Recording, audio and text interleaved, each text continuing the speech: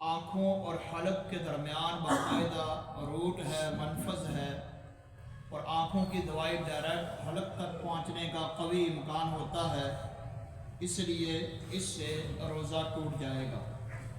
جبکہ کان میں اگر کوئی دوا کے قطرے ڈالتا ہے تو اس سے روزہ نہیں ٹوٹے گا، کیونکہ کان اور حلق کے درمیان کوئی روٹ اور منفذ نہیں ہے۔ انجیکشن لگانا روزے کی حالت میں، یا ڈرپ لگوانا یا انسولین لگوانا، یہ علماء اسلام کے درمیان ایک مختلفی مسئلہ ہے۔ بعض علماء کے نزدیک انجیکشن سے روزہ نہیں ٹوٹتا، اور کئی علماء ایسے ہیں جن کی تحقیق کے مطابق روزہ ٹوٹ جاتا ہے۔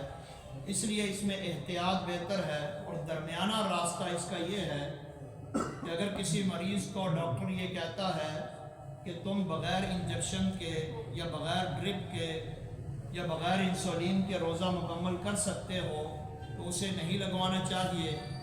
اور اگر کوئی ایسا مرض ہے کہ جس کے بارے میں کوئی دیندار خدا تک ڈاکٹر یہ کہتا ہے کہ اگر آپ کا انجیکشن نہ لگایا جائے یا ڈرپ نہ لگائی جائے یا انسولین نہ لگائی جائے تو مرض بڑھنے کا اندیشہ ہے اور روزہ بھی متاثر ہو سکتا ہے، تو پھر ایسی صورت میں بندہ لگوا سکتا ہے۔ روزے کی حالت میں سوتے میں اگر غسل واجب ہو جائے، احتلام ہو جائے، تو اس سے بھی روزہ فاسد نہیں ہوتا۔ اسی طرح روزے کی حالت میں حجامہ کرنا، پچنا لگوانا، جو فاسد خون ہوتا ہے اس کو نکالا جاتا ہے، یہ بھی سنت ہے۔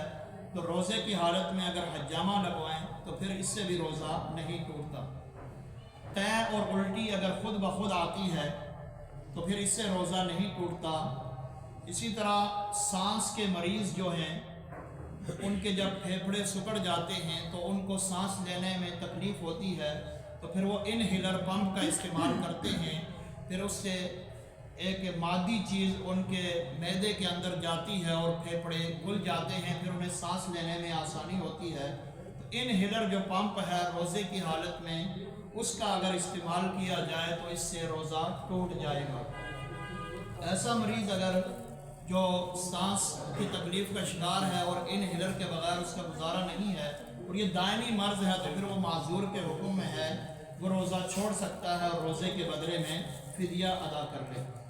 خواتین کے جو مخصوص ایام ہوتے ہیں، مینسز آتے ہیں، حیض آتا ہے، تو اس حالت میں بھی روزہ ٹوٹ جائے گا، لیکن وہ بعد میں ان ایام کے روزوں کی قضا کریں گی۔ نمازیں ان حالت میں جو چھوٹتی ہیں تو وہ شریعت نے معاف کی ہیں، کیونکہ نماز روزانہ کی عبادت ہے، اس کو ادا کرنا ان کے لیے دشواری کا باعث ہے۔